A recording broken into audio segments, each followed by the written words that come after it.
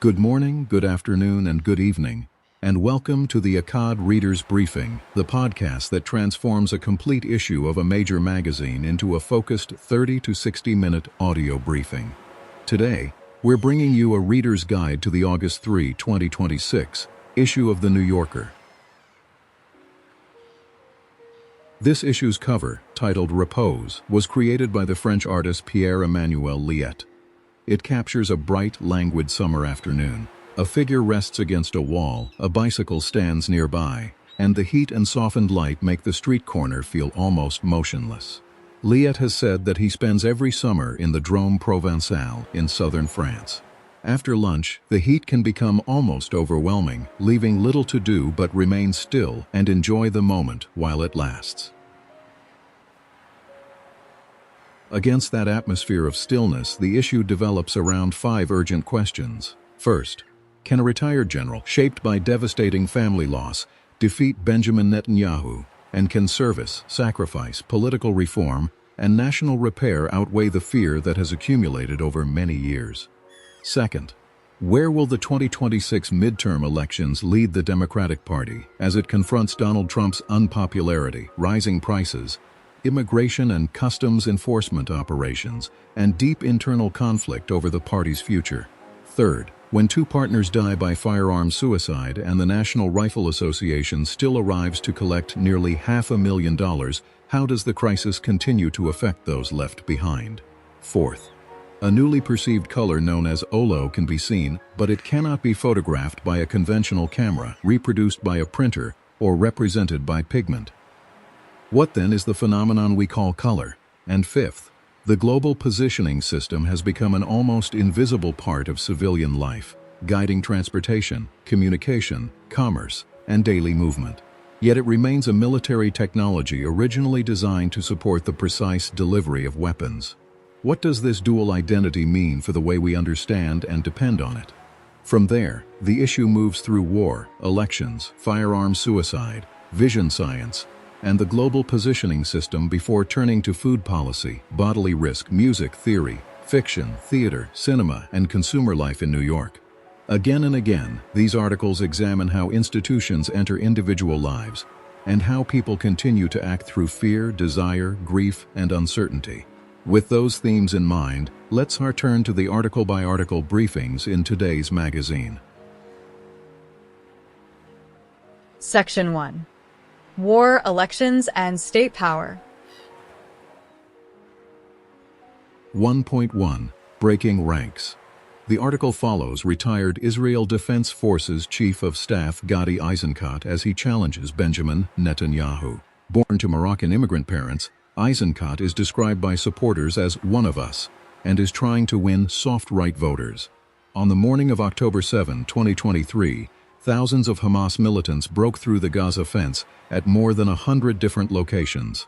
Eisenkot woke his son Gal and told him that war had begun.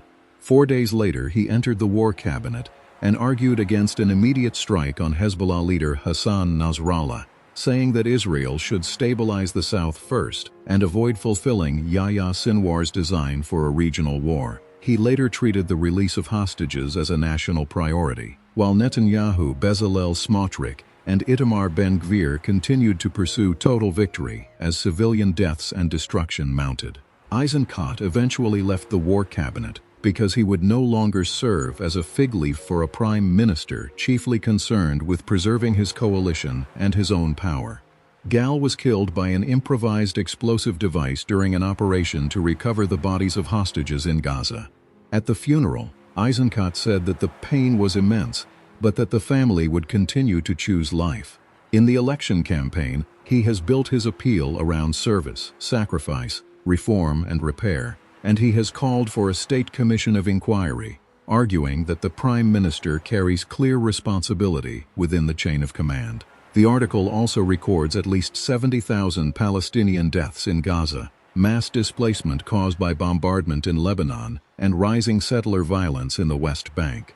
Eisenkot still avoids promising a near-term 2-state solution, and his campaign has also used negative messaging and artificial intelligence videos. His strongest appeal is less a distinct ideology than a character opposite to Netanyahu's, shaped by his life as a soldier and a bereaved father. The election will decide whether service, sacrifice, reform, and repair can compete with the fear Netanyahu has cultivated for years. 1.2. Which way now? The article begins with Maine Democrats rushing to replace their Senate nominee. A 25-year-old Colombian immigrant, Joan Sebastián Durán Guerrero, was killed by an immigration and customs enforcement agent, making earlier claims that protests had forced the agency to retreat look temporary. The 2026 midterms bring opportunity and crisis. Trump is unpopular, has not stopped rising prices, and has not ended the Iran war, yet a narrow Democratic victory may not dislodge Trumpism from government. Oyster farmer Graham Plattner rose through attacks on wealth and corruption but withdrew after scandals involving a Nazi-associated tattoo, offensive posts, and allegations concerning women. Only 5 Democratic incumbents have lost primaries, 2 because of redistricting, which does not amount to a revolution. The rise of Alexandria Ocasio-Cortez and John Ossoff shows younger politicians combining hope, anti-corruption, and pragmatism. Democrats finally chose Troy Jackson, acceptable to both Sanders supporters and the establishment. The fall campaign may offer no transformation, only the insistence that the country is going very badly. 1.3. The Gaza Chef. The article introduces the Palestinian cook Mahmoud al-Madhoun, who ran a soup kitchen in Gaza and was killed by an Israeli projectile in 2024. He had been a reporting source for the journalist Yassin Musherbash. After learning of al-Madhoun's death, Musherbash began a remote investigation into what happened and why. The investigation records the effort to survive in Gaza and raises disturbing questions about modern warfare and the use of artificial intelligence. Section 2. Science, Technology, and Critical Infrastructure. 2.1. Little Blue. The article introduces Catherine Dunn's history of the global positioning system. The story begins in the early years of the Second World War, when Germany used radio waves to bomb targets that could not be seen. Britain tried to manipulate the German system while developing a more sophisticated system of its own, beginning the technological arms race that eventually produced GPS and its rivals. The book explains the physics behind positioning and emphasizes its dual character. GPS has become an almost invisible part of navigation, communication, and civilian life, but it remains a military product designed to drop enormously powerful bombs with staggering precision. 2.2. Picture this. The article follows Ren Ing and Austin Ruta's experiment with a new color. Human vision normally relies on long dash, medium dash, and short wavelength cone cells.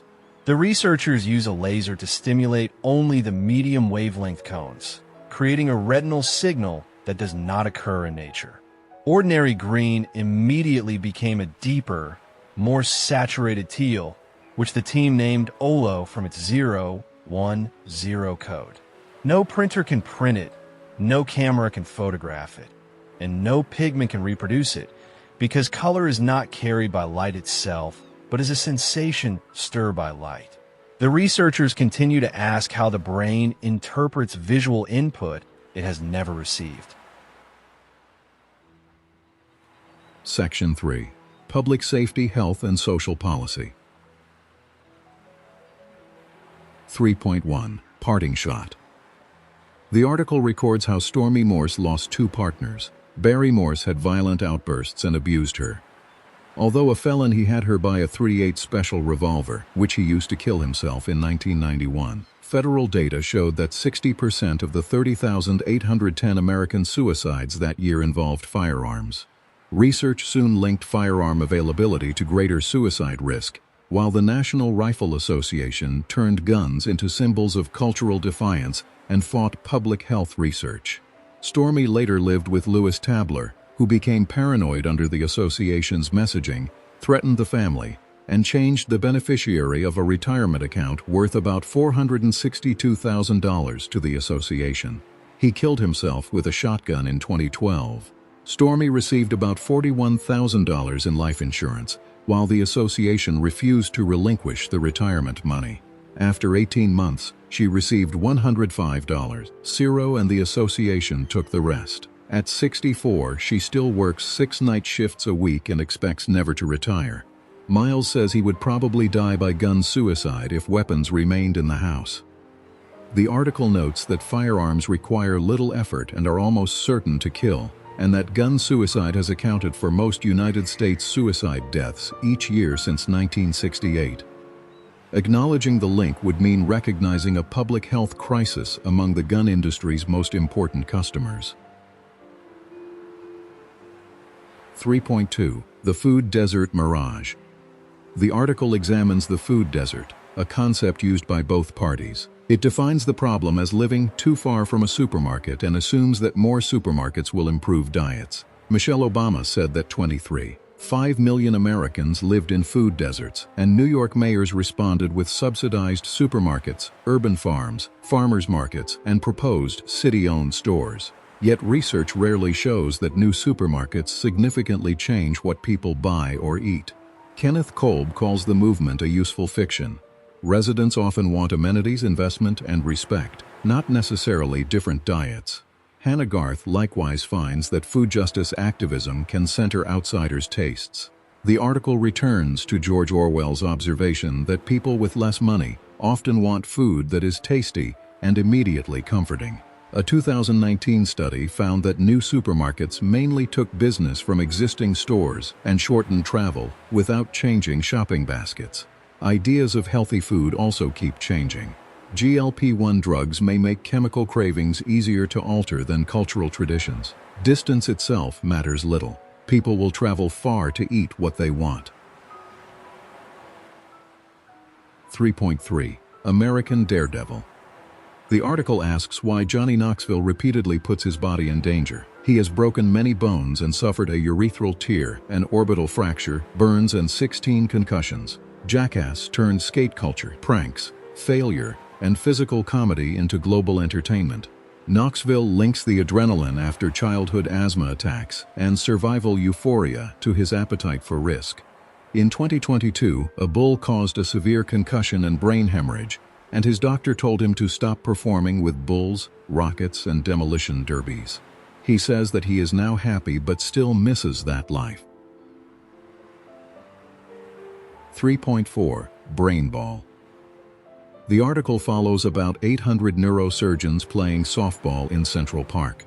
A 2004 intramural joke has grown into a 56-team philanthropic tradition. Punishing training, competitiveness, professional ego, and brief escape all enter the field, while the Barrow Neurological Institute remains the champion everyone struggles to beat. 3.5. Wild Inside. The documentary uses footage from dozens of birdwatchers to reconstruct Flacco the owl's life after his 2023 escape from the Central Park Zoo. It records him learning to hunt, becoming a city celebrity, and traveling through Manhattan while observing animal life under the modern media spotlight. 3.6. Tick Check. The poem describes a tick as a grape with teeth, a living freckle, and a period at the end of a sentence.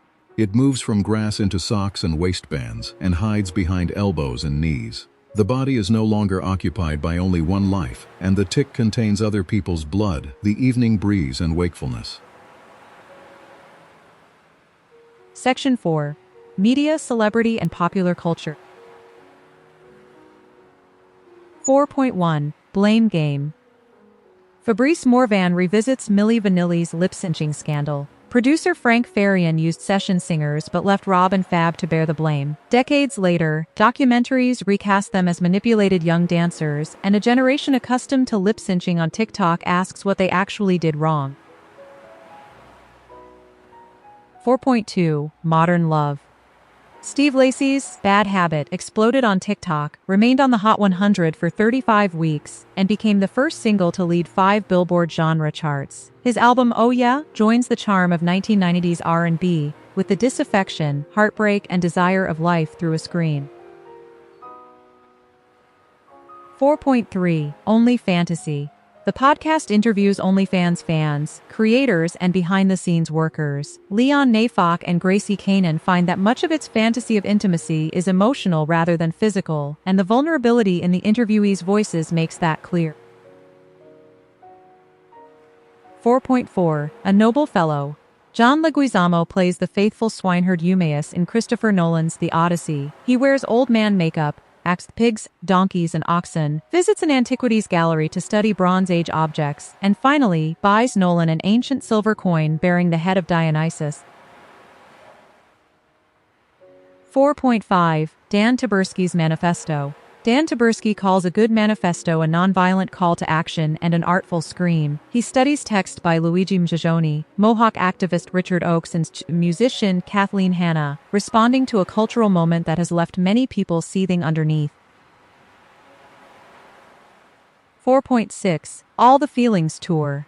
Emily Haynes, Kevin Drew, and Amy Millen met at an art school in Toronto, and later became members of Metric Broken Social Scene and Stars. The 3 Canadian indie bands tour together in what feels more like a convivial gathering than a formal reunion.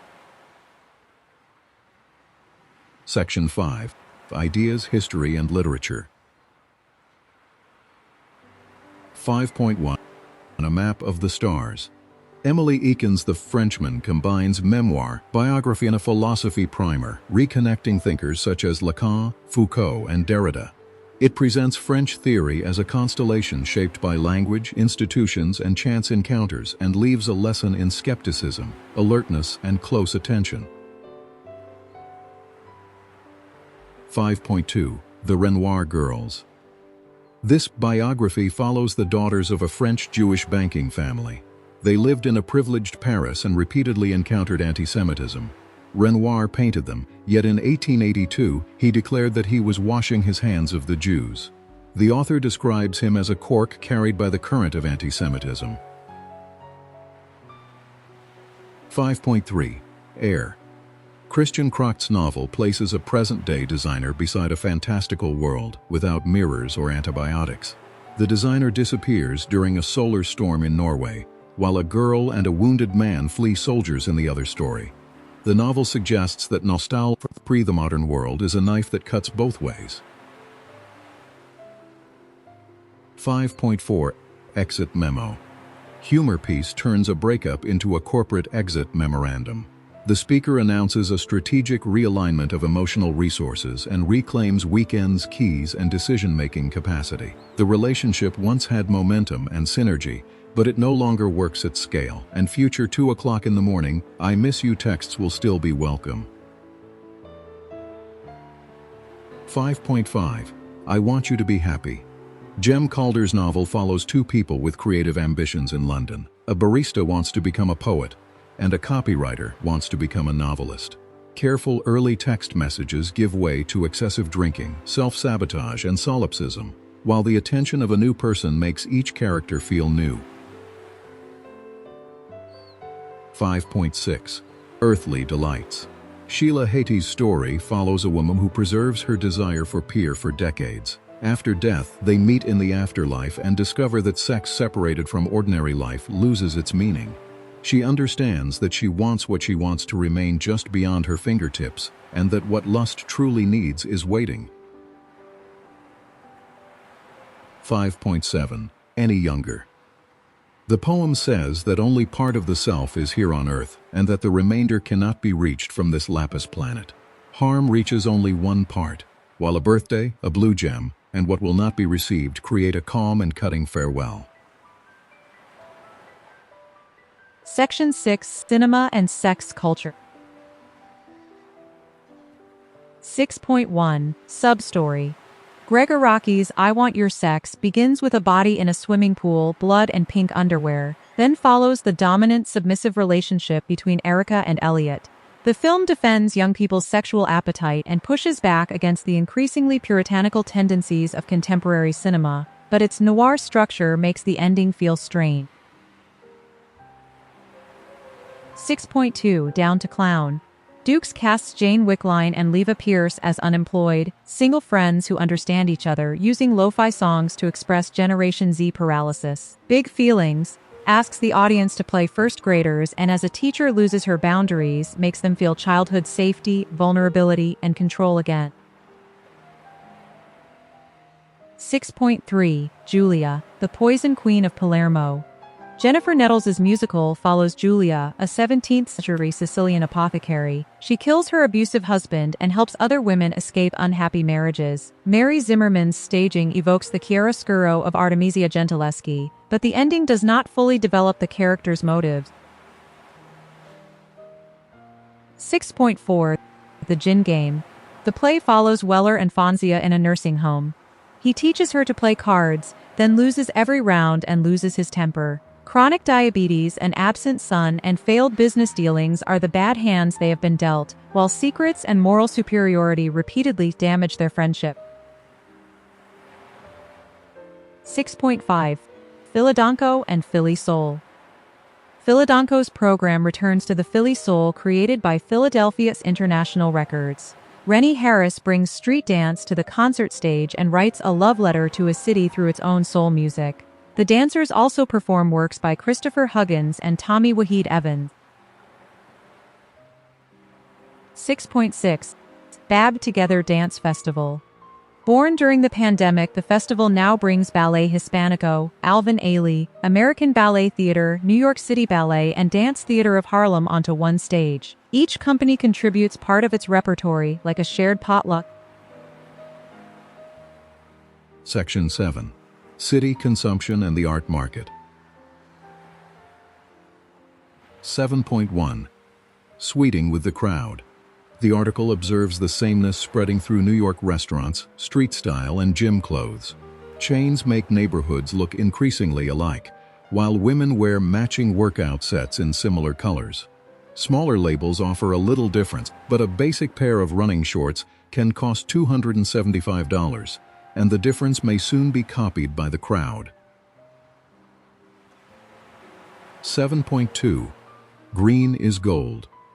A 10-foot, 1,200-pound bronze replica of the Statue of Liberty appears at a Hamptons art fair for $1 million. The fair also offers gold leaf presidential portraits, diamond chainmail, and an 18,750 anti-aging laser. The statue ultimately remains unsold.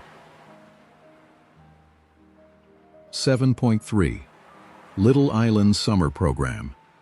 Little Island Summer Program unfolds in heavy heat and humidity. The lineup includes Anthony Roth Costanzo's maximalist approach to minimalist music, an acoustic celebration of the Harlem Renaissance, curated by Louis Cato, Queen Jean's Summer Legacy Ball, and Julio Torres's Marina, about a sea wench searching for love. All right, we are now ready to enter today's main program. Before we do, please like, save, and share this episode so that other people who need it can also see today's content and become better versions of themselves. Thank you. You can now use the timeline in the video description or the pinned comment to find the articles that interest you and listen to them in depth.